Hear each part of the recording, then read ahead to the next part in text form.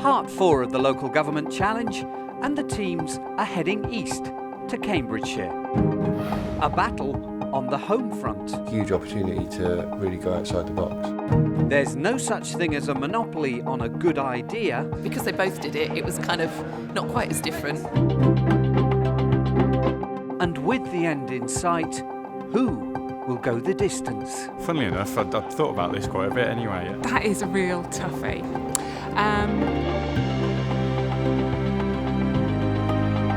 Sarah Porter, Angela Clitheroe, Kelsey Hill, Matt Riggs, Stu Taylor, Philippa Mellish, Ben Smith, Joe Iverson, Stuart Lester. I give it my everything, I think. I feel like I'm getting better at each and every challenge. It's all going to be fine. I can't believe it, it's absolutely bonkers.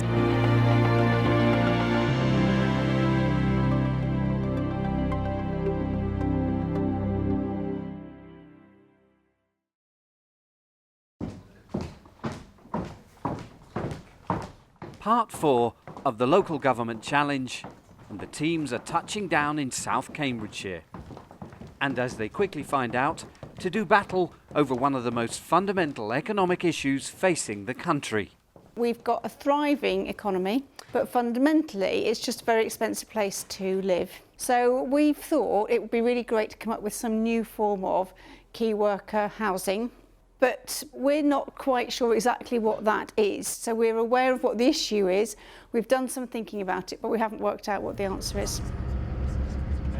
The region in and around Cambridge has become almost too successful for its own good.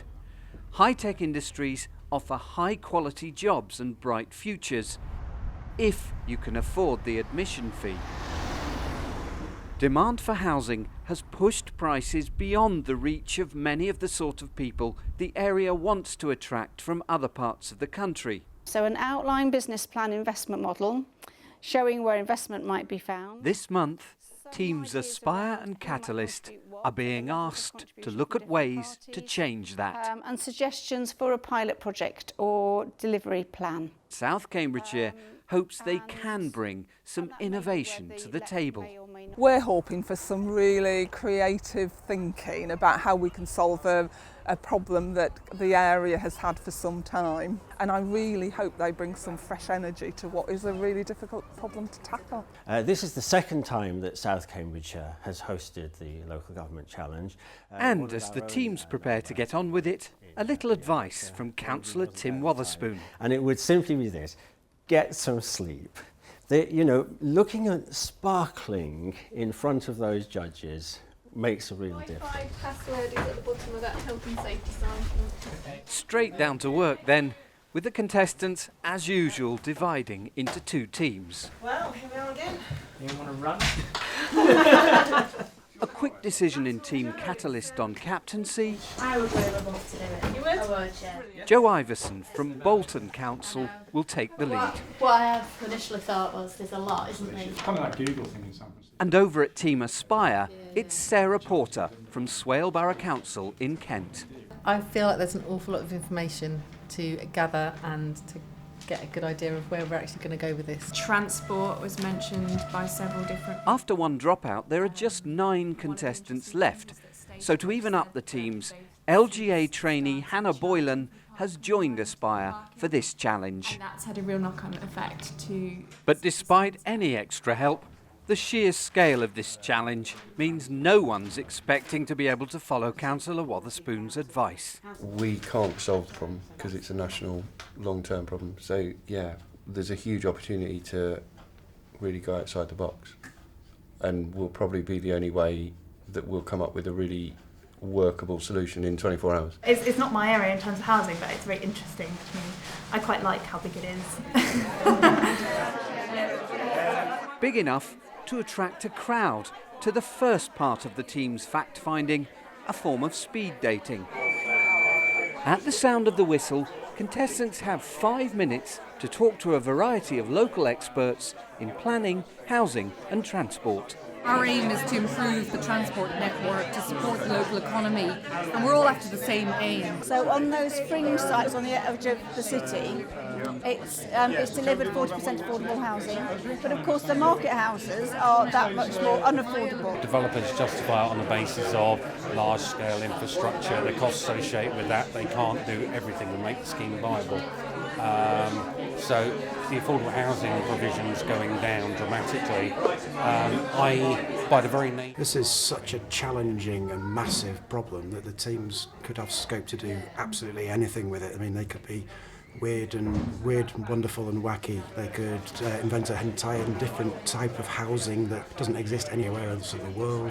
Obviously the scope is they've only been given £500 million, and apparently £500 million isn't even enough to scratch the surface. So it'll be interesting to see what they can do with such a minuscule amount of money. X percentage of the development must fit this category. Right. A little bit of calm now. The rest of the day is for the teams to do with as they wish. There are planners in there, aren't there? There are some. Yeah. Do you want to have a quick look through there? Yeah.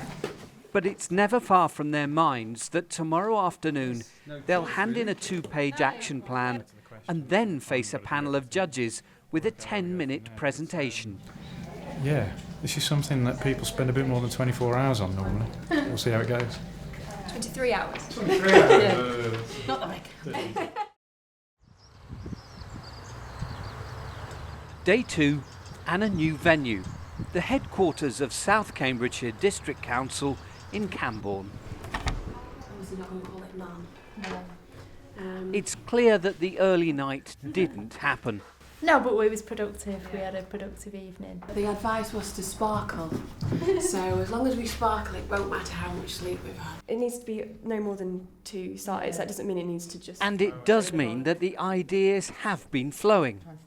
Team Aspire think they have a winner.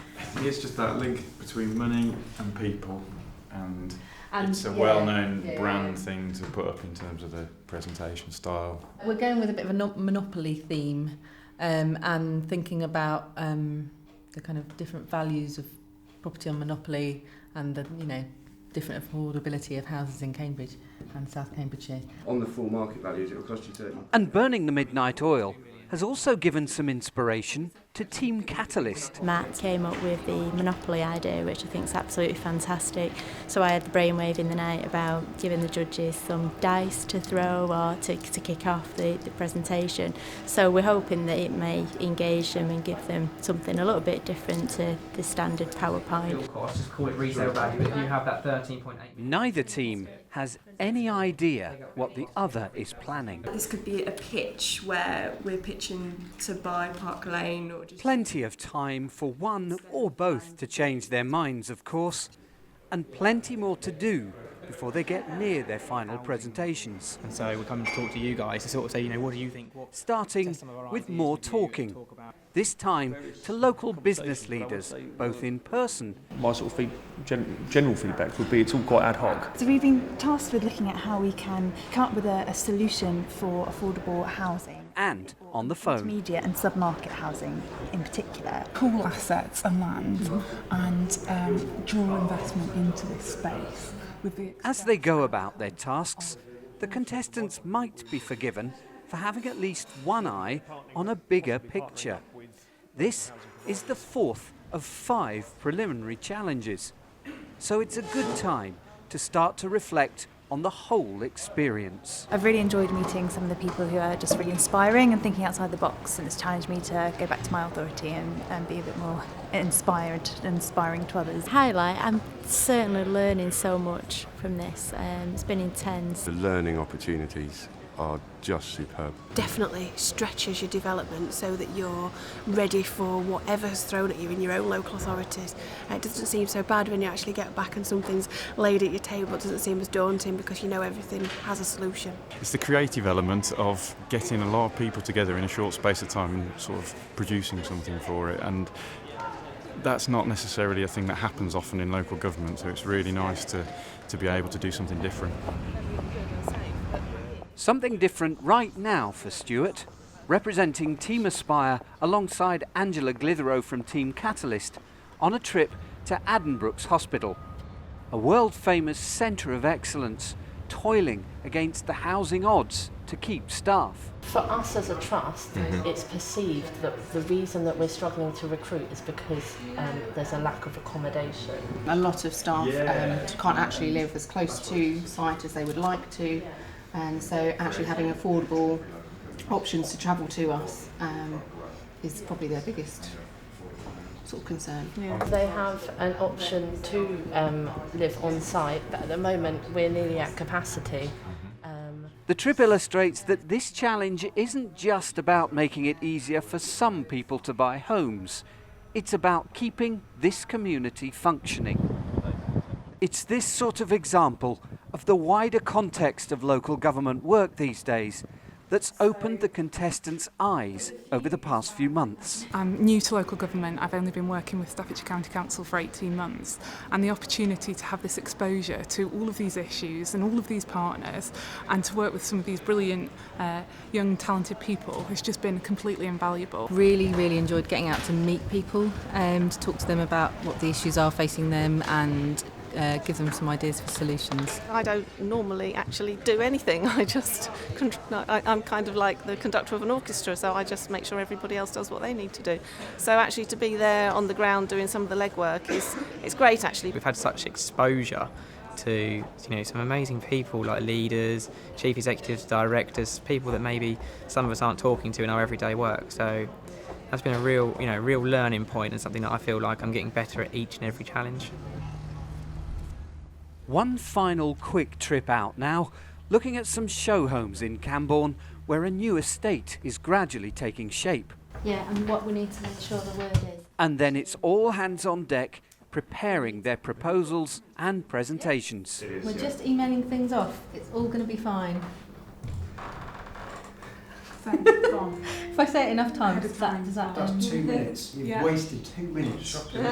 But there's one more thing to think about.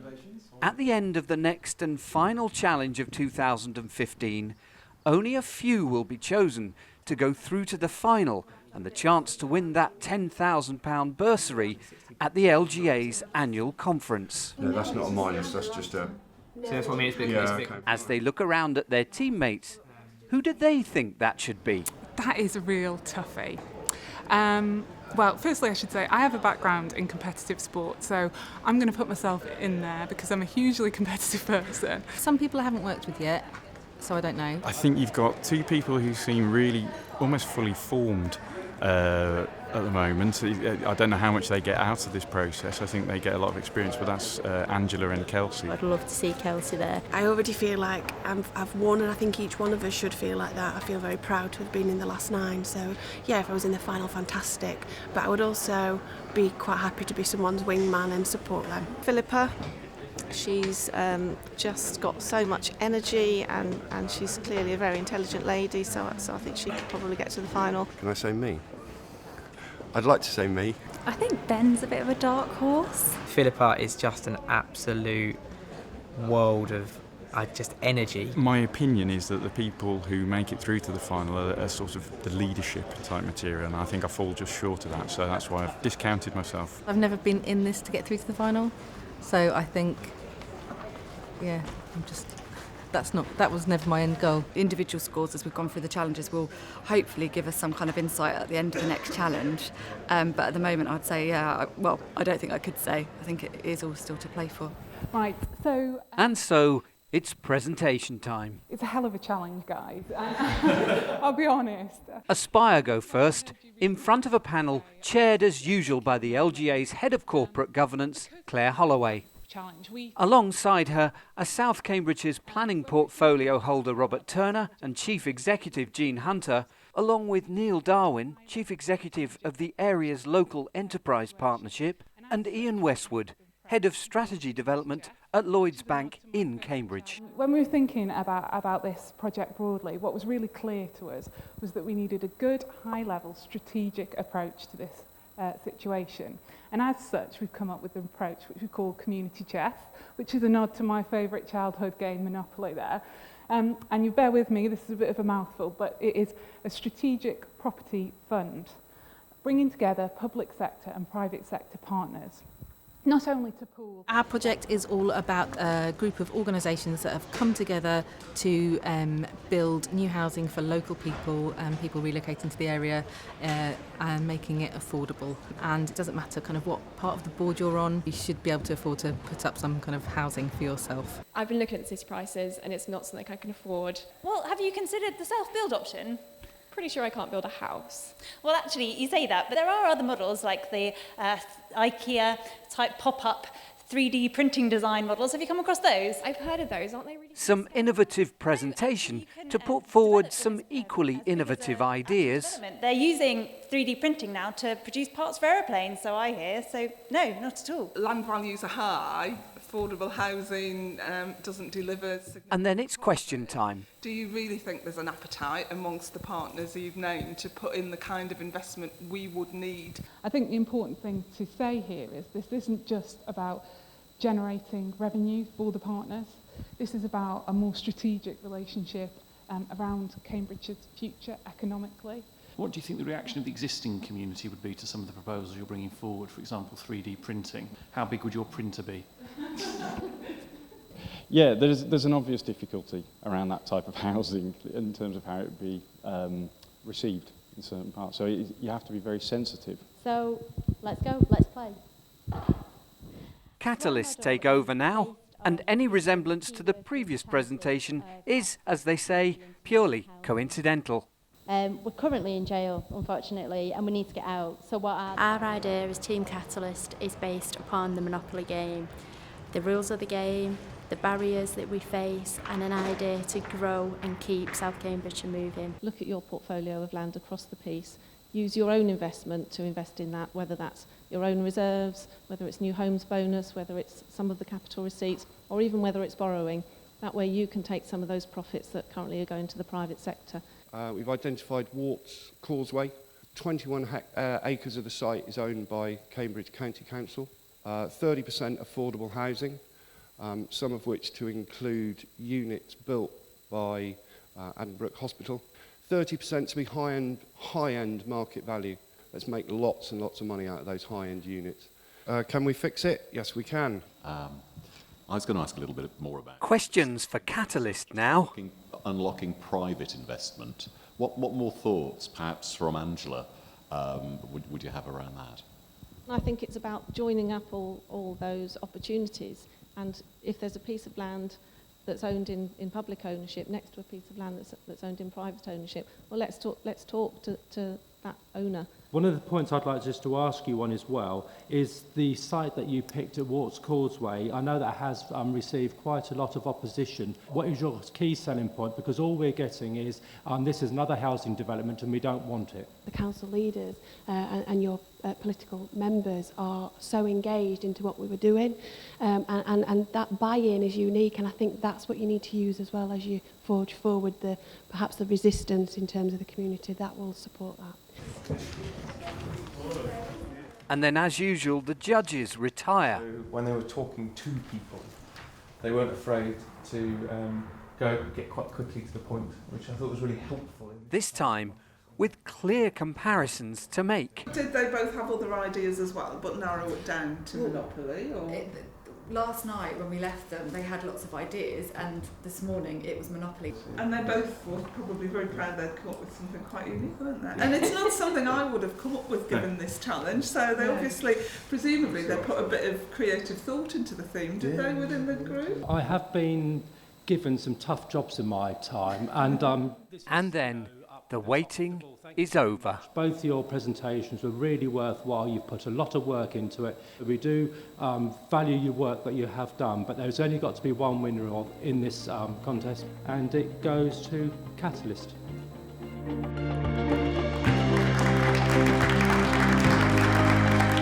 Oh, it's amazing, and it's just the team effort has just been absolutely fantastic. They've opened up a dialogue with the LEP, with our employers, with others, all of whom now want to get together to take this forward. So I think they've done a great job. To do what they've done in just over 20 hours, very, very impressive indeed, and certainly gives us food for thought. That was strange that we both chose Monopoly. It was a shame for them, because I think for both of them that would have been really, really different. Because they both did it, it was kind of not quite as different, but it worked. I can't believe it. It's absolutely bonkers. We thought we'd come up with something there, like a real gem.